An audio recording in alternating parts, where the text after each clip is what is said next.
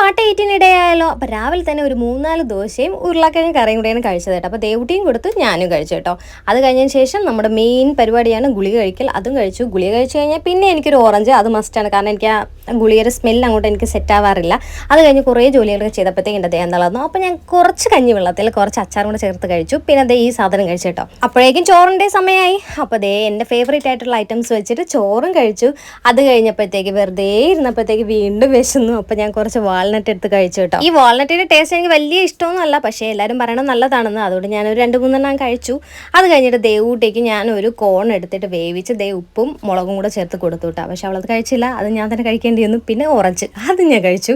സത്യം പറഞ്ഞാൽ ഇടയ്ക്കിടയ്ക്ക് ഞാൻ ഓറഞ്ച് കഴിക്കുന്നുണ്ടായിരുന്നു കേട്ടോ. പിന്നെ അത് ഞാൻ വീഡിയോയിൽ എടുത്തില്ലെന്നേ ഉള്ളൂ. പിന്നെ രാത്രി ആയപ്പോഴത്തേക്ക് ഒരു 10-11 മണിയായപ്പോഴത്തേക്ക് ചായയും പുട്ടും മീൻകറിയും കൂടെ ചേർത്ത് കഴിച്ചു.